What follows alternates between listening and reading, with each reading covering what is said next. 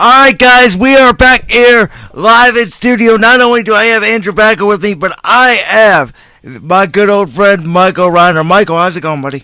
I'm going great, Brandon. It's the first couple weeks of some good wrestling. We've got the NFL going on, rough times for my Steelers right now, but overall, probably the best month or 3 weeks in sports.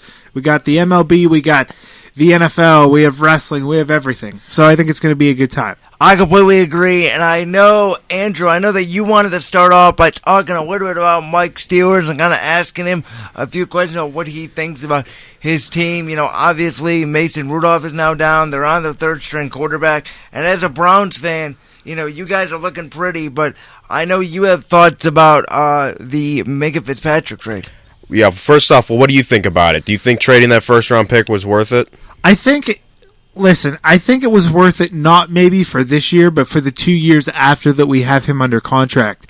Minka Fitzpatrick is still on his rookie contract, and he has been really good the past few weeks in play for the Steelers. I think it's a little bit risky trading a pick that high, considering that we hadn't traded our first round pick in a draft away since the 1960s. So I think that's pretty scary, but I think at the end of the day, it's what this defense needed. There aren't that many good, solid corners and safeties in college football, so I think what you do is you trade for a guy that could be an above-average corner or safety that could go on to be a star in this league. Even though you don't sign him for long term, I think for right now, while the team is still intact, you get him into the fold, and maybe next year he could really help the Steelers do some damage if they don't happen to recover because this AFC North is so bad. Well, and here's why I think it's going to be a disaster for you guys in the long run, unless you guys somehow find a way to maybe tank next year for Trevor Lawrence. Because as of right now, I don't really trust Mason Rudolph as your future. I think he's good for a couple years, but he's gonna be kind of like a discount Tommy Maddox, in my opinion. He's not going to be like a Roethlisberger or Terry Bradshaw guy that'll like take you over to the top. Well, I mean, and here's the thing. I've seen Mason Rudolph put up great numbers at Oklahoma State. Keep in mind, that's the Big 12 conference.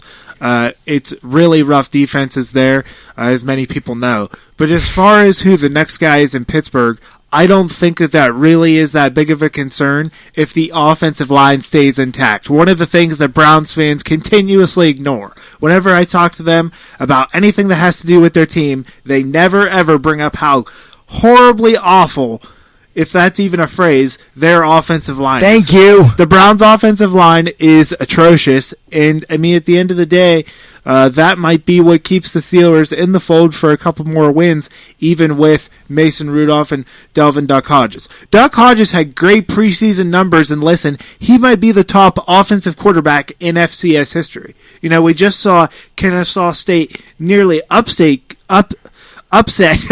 Kent State week 2. I mean, FCS teams, they just play in a different conference than FBS teams do.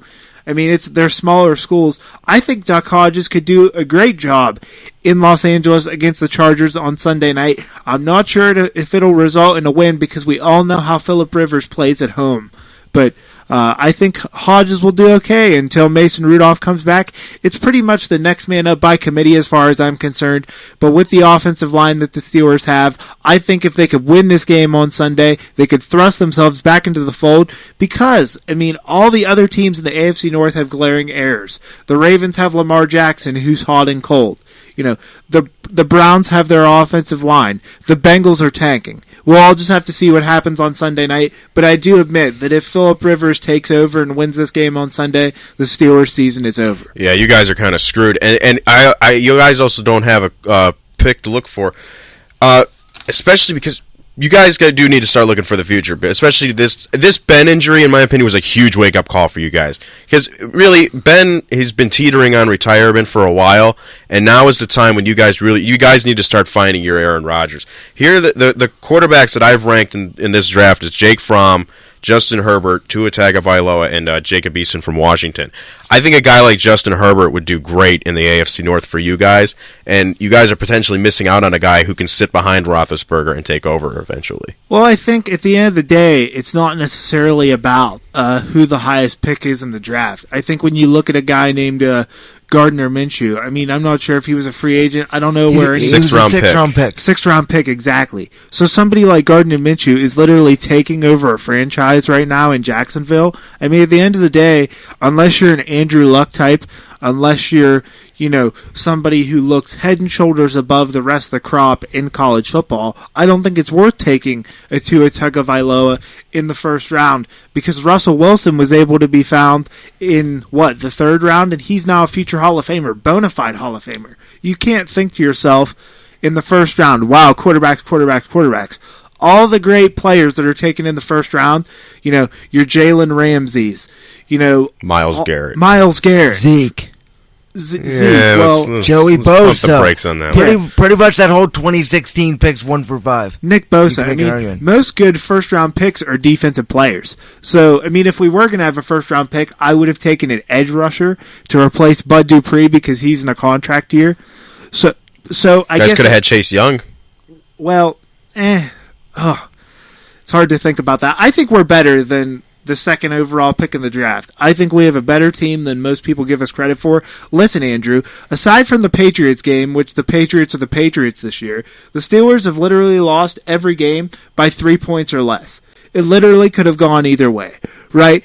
And that's not me being a Steeler fan here. That's just the fact. If James Conner doesn't fumble the football in San Francisco, the Steelers win that game. Steelers have the ball in overtime with Hodges and Juju Schuster. If Juju makes Marlon Humphrey miss for the 2nd time, he's down the sideline, game's over. In the Seahawks game, if that pass interference doesn't get overturned on Terrell Edmonds, Which was a bad call. Exactly. Who knows? Maybe they might have won that game. But you can't judge it, what if this happened? What if this happened? I get it. And the blame falls on Mike Tomlin, I guess, even though he won't get blamed because he'll have the excuse of not having his quarterback. I don't think this is a disastrous year for the Steelers. I do think it's a disastrous year for the Browns because you have all this hype about Freddie Kitchens and all this hype about Baker Mayfield. And Baker Mayfield isn't a horrible quarterback. He just has no help. He literally has no help, and he's with a rookie play caller and a head coach in Freddie Kitchens. At the end of the day, the Browns are very inexperienced, and I think it's a rough year for them. And I think if you're judging it based on, what has happened as far as adversity, Steelers have guys hurt every week. They have a better offensive line, better pass rush than the Cleveland Browns. Top to bottom. You can argue that. Steelers might have a better team, so who knows we would have that top 10 pick, Andrew. There's no point in worrying about quarterbacks because they're a dime a dozen. That's probably the Browns fan coming at me because the draft was always our Super Bowl, and you guys actually were playing in Super Bowls. So I would have to agree. That's a good point. Mike, do you remember when you sat in the chair that Andrew's sitting in right now? We talked about the Browns and Steelers. We went over quarterback, running backs, receivers, defense. We both said, hey, the Browns had a better team on paper. And, to me right now, it doesn't look that way at all. You mean with the Browns? You mean with the Browns and the Steelers? I'm sorry. Yeah. You mean the Steelers have a better team on paper? You mean the Browns do? What? Yeah, that's what I said. The Browns had the better team on paper. We went over. We sat here in May, and we said the Browns overall had the better team on paper than Pittsburgh. Right. That's what we said. I'm saying right now, I think Pittsburgh has a better team. Absolutely. I just think with the offensive line, you got to look at that offensive line. David DeCastro out of Stanford, the left guard, bona fide Hall of Famer. He won't be a Hall of Famer because the Steelers won't win anything in this generation. But, at the end of the day, that's a guy that the Browns don't have. When I saw this San Francisco game, the Browns got bullied. There's no way. Got dominated. There's no way about it. There's no way around it. It's not about Odell Beckham Jr. It's not about Jarvis Landry. It's not about Baker Mayfield. It isn't even about Freddie Kitchens as much. It's all about the offensive line. They are atrocious. Maybe the worst offensive line in football. Maybe. No, the Bengals are way worse. But they're in the mode of tanking. Well, are they really though? Because they haven't traded AJ Green yet. They will. But they're still 0-5. I heard they weren't going to. They will by the deadline. They are looking. They could get a first or a second round pick. Don't be surprised. Once they trade AJ Green, then they're officially tanking. But as of now, they're just being typical Bengals. Right. The Bengals are just a waste of space and a waste of a team. They're just garbage. They've always has been. Never won anything, just always been garbage. But anyways, I just think the Browns' offensive line, when you're not in a position of tanking, the Browns need to take advantage. And this isn't the Steeler fan in me coming out. I always support the Browns outside of the Steelers because I want to see them play well. But it's just, it's crazy to think that they could contend with the offensive line that they have. I also have really big respect for the Steelers because in '96, I think it was Dan Rooney voted against Art Modell moving the Browns to Baltimore. So there's a huge respect there that most Browns fans don't know that he did that, and I really think that that creates a big respect between us, even though we're supposed to technically hate each other. Right. I mean, and there's no hate about it. I think because the rivalry has been so blown out of proportion one way.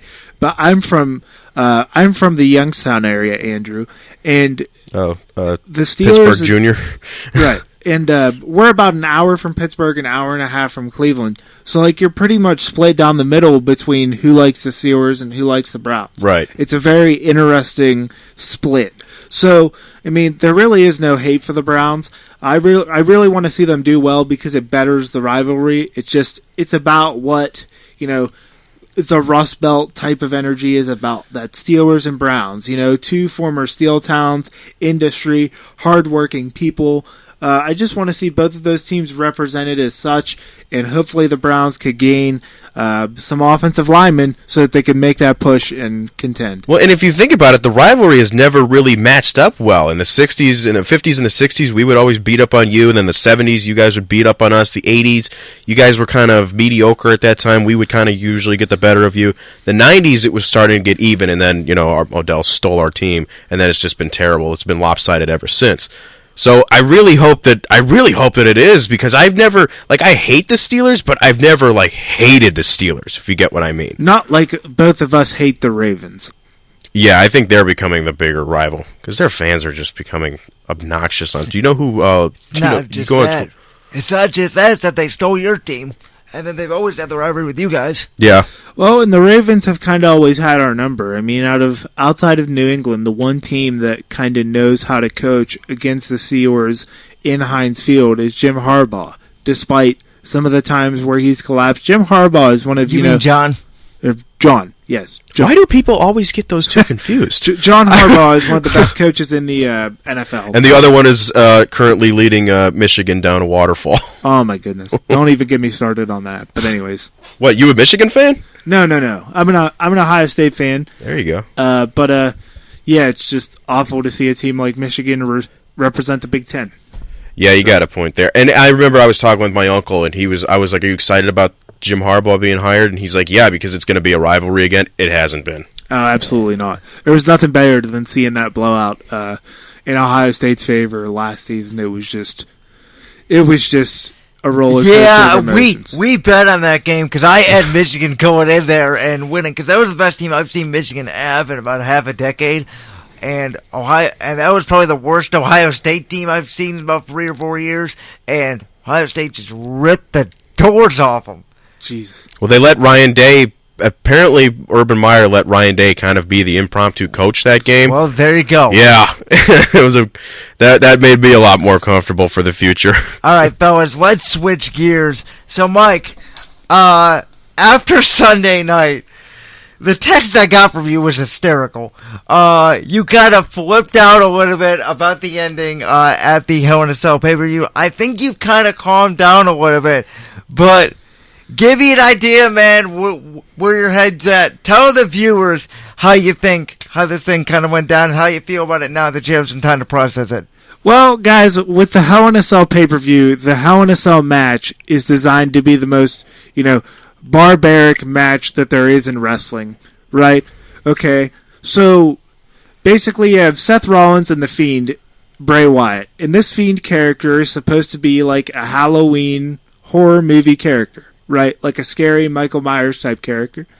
So if you haven't seen the finish of the match, go watch it. Basically, Seth Rollins hits Wyatt with a bunch of finishers. Wyatt keeps getting back up, stacks Wyatt with a bunch of weapons, and he's going to hit this clown Fiend character with a sledgehammer, right?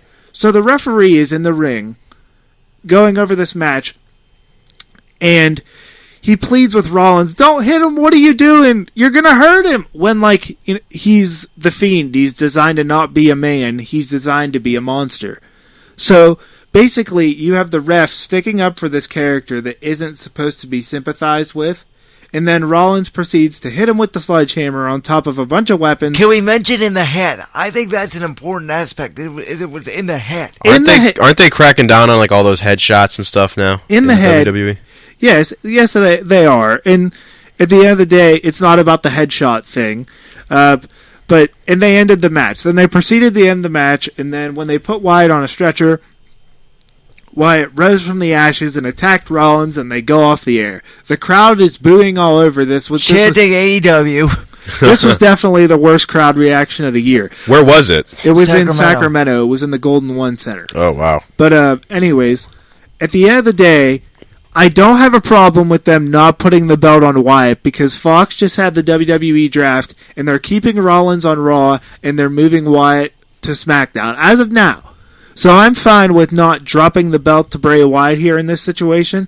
I think that it's still horrible because the referee had to get involved. If all the things with the weapons happened and the ref just sternly went over to Wyatt and he wasn't moving, that would be a good finish. Okay, that makes sense. Okay, because the ref isn't sympathizing and ruining the Bray Wyatt character. Meanwhile, Rollins is conflicting and thinking to himself, what do I do? Do I really hit this guy? And then he hits him. So at the end of the day, it makes Rollins look like a lame babyface that isn't supposed to be a superhero type character.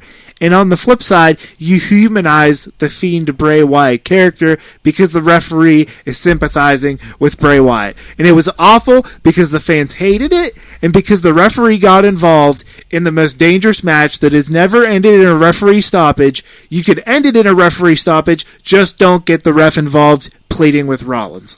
I think the one way they rebound from this, and I know you said they would never do a buried alive match again, but I remember this morning.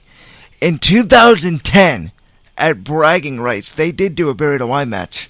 It was Kane versus The Undertaker. They did do one. I think you could, down the line, if you wanted to put the title on Wyatt, because I don't think this feud is over. Maybe Wyatt wins the Rumble, challenges Rollins at WrestleMania. I don't think there's a way, because there's no way this feud is over. He just attacked him. This storyline, it may continue 2-3 years down the road. We may get back to this. But I think the only way you can put Wyatt over is if you do some kind of match like that that's more barbaric than Hell in a Cell. Because I could argue a Buried Alive match is more barbaric than Hell in a Cell. At first I thought you were crazy with the whole Buried Alive idea, but I actually think that it's a good deal, and here's why. Because at the end of the day, I think that they planted the seeds really well. One of the only segments I got to see from last night was Wyatt coming through the ring and putting the mandible claw on Seth Rollins. All lost shades of 1996 1995-1996 Survivor Series Royal Rumble win. It was Bret Hart and Kevin Nash Diesel in a steel cage match for the WWF title, and Undertaker came through the ring to set up the feud with Diesel for WrestleMania 12. I think if you planted the seeds there because Wyatt came through the ring, then the Buried Alive match makes sense because he's coming through the ring. You can't keep him down. I think it makes a whole lot of sense. Do it at Survivor Series, have it be for the championship, and maybe you could have Rollins retain, I guess. I don't know. I mean, that wouldn't necessarily kill the illusion of the Bray Wyatt character because he'd still be alive. He's still this guy that keeps getting up. He's Michael Myers. But when the referee sympathizes with Michael Myers, would a townsperson sympathize with Michael Myers when the hero is trying to rid themselves of Michael Myers? No, it doesn't make any sense.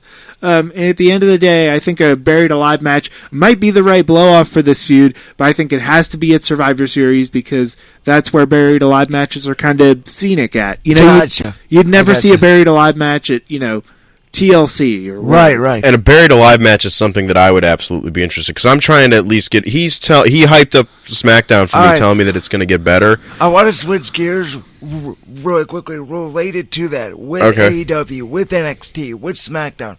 I want both of you guys to kind of give me your thoughts on everything because you started getting into it. What, AEW? Yeah. AEW, I watched NXT, it Wednesday, SmackDown. and I thought it was really good. And and the reason why is because WWE now, I tried watching it again a couple years ago, and it felt really like it was really corporatized. Like they really, like they're trying to make themselves have a good image instead of that gritty, we don't really care type of attitude that they used to have, which made it great in the first place. AEW felt a lot like the old style WWE, the stuff that I grew up with, and the stuff that made me fall in love with WWE. So I was really hooked on that. The mic stuff that they had, they were swearing, they were saying all these, kind of more edgy stuff that WWE would never be allowed to get away with anymore. And I really think that I don't know, it was just awesome. Like I was like hooked. Absolutely. I would definitely have to agree with you, Andrew. I think that NXT won the first week just because of all the surprises. I talked about this with Brandon. But I would have to agree with you, Andrew. And as far as the corporatizing of WWE, I don't think it's necessarily a bad thing. I think it's a benefit to them because they are now a global entity. I saw this stat where they're 6th in all of sports in digital traffic towards YouTube. Out of all the major sports, they're 6th, which is pretty impressive. And I think to myself, when you want corporate sponsors, you want to align yourselves with networks like Fox. I agree with all the celebrities being involved for SmackDown on the Fox. I think it's really cool. I think that the corporatizing is just something that you have to take with a grain of salt because at the end of the day, that's kind of the way society is. In today's world, it's all about corporatization, and going against the grain and being controversial isn't really the best way that you move forward in media. I think it's all about aligning yourself with sponsorships, and I think it's fine that WWE is doing that. On the flip side with AEW, Andrew, is that it's a bunch of guys who have a blank canvas. They have the ability, because they're a brand new company, to be able to do things that WWE isn't doing.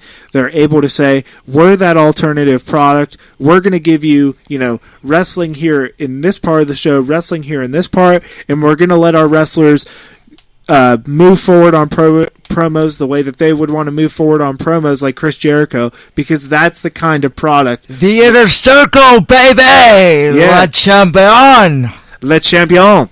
That's the kind of stuff, because it's two different audiences. The AEW audience is an audience that watches wrestling on YouTube and knows the wrestlers before they appear on television. These wrestlers, your MJFs, your Darby Allin that you're going to see on Wednesday night in the title match against Jericho.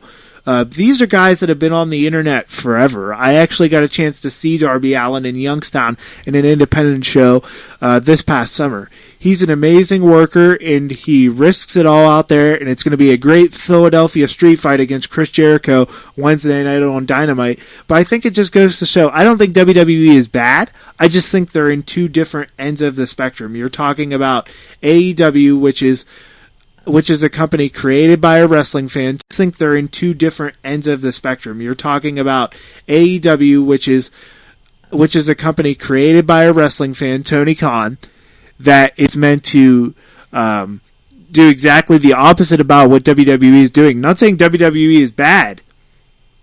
I'm just saying that it's two different products, it's two different directions, and two different groups of talent that can do different things. I couldn't sum it up better myself, Mike. You know what I said? I will watch AEW and I will watch WWE. AEW is not bad. WWE is not bad. I think the reason why we all like AEW right now is because it's something we haven't seen in a long time. It's different. It's different, but it doesn't feel like really anything else. There was some references to WCW Nitro, I thought, in some ways, but I think it's just all about, that crowd. It's about, we're coming to your town. Come see it. It's that old school type of promotion. They announce what town they're going to a few months in advance so the people have time to buy tickets. Everything is promoted. Chris Jericho just cut the promo online in a locker room yesterday, an old school type promo about Darby Allin to get this match over and to get this Darby Allin over to other fans who might not know who he is, and that's the way you build characters. Now on WWE's end, what they're trying to do is they're trying to bring their product kind of into the mainstream. When I look at these two companies, I think about back in the 80s when Hulk Hogan and Vince McMahon and Roddy Piper and all those guys aligned themselves with Mr. T, with Liberace, with Muhammad Ali. There was a wrestler named Liberace. We got 2 minutes left. Yep. And then in the NWA, they were more of a sport-based wrestling product. So I think that's kind of what it's about.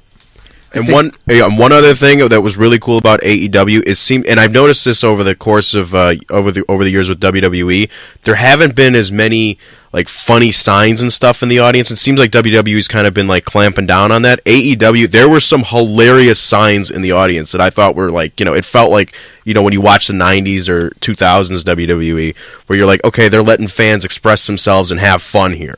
Good point. What's the last thing that you kind of want to see from next week? When you think about next week, weeks after, what's the thing you want to see most from AEW if you're going to watch?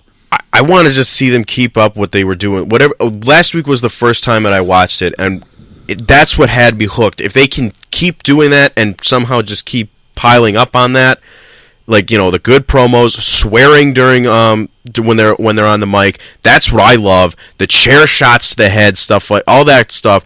That's if they can keep that up, and I'll keep watching. Absolutely. Awesome. All right, fellas, we got to wrap it up here. Thanks for coming in, Mike. This is the first time I've been able to get you in a long time. Really quickly, you're you're not calling, but you're going to be at the Kent State-Akron game later today. Who do you got winning? I think Kent State's going to roll in this one. They were favored by over 10 points. I'm going to take them by the score of, I think, 31-17.